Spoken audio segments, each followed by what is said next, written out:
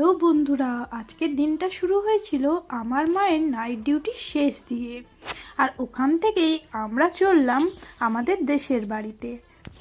গাড়িতে করে যেতে যেতে বেশ মজাই লাগছিল। ওখানে গিয়ে একটু বিশ্রাম নেওয়ার পরে চলে গেলাম মন্দিরে। মন্দিরে গিয়ে দেখি পুজোর আয়োজন চলছে। মন্দিরটা কি সুন্দর করে সাজানো হয়েছে। আর এই যে পালকিটা সাজানো হচ্ছে, এই পালকিতে করেই আজ রাতের থেকে মা বেরিয়ে যাবেন গ্রামের ভ্রমণে। আর ফিরতে ফিরতে হয়ে যাবে কালকে সন্ধে। এখন মায়ের আরতি হয়ে গেল এবং পুজোর পরে বাতাসা ছড়ানো চলছে। এরপরেই চলো তোমাকে আমার ভাইয়ের সাথে দেখা করাই। ভাই আমার ছোট, আমি ওর থেকে 6 মাসের বড়। তো দিদি, আমাকে দিদি বলে যদিও ডাকেনি এখনো পর্যন্ত। আমার দেখা হওয়ার পরে আবার বাইরে চলে এসেছি। কত ঢাক বাজছে, একটু ভয় ভয়ও লাগছে, কারণ এত আওয়াজের মধ্যে তো আমি কখনো এর আগে থাকিনি।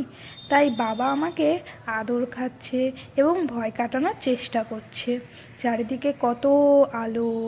এই পুরনো বাড়িতে এরকম আলো পুজোর টাইমেই লাগানো হয়। কত লোকজন কালকে এই টাইমে আসবে। এখন তো অনেক রাত হয়ে গেছে, চলো আমরা বাড়ি যাই একটু দুষ্টু দুষ্টু করতে করতে। Good night.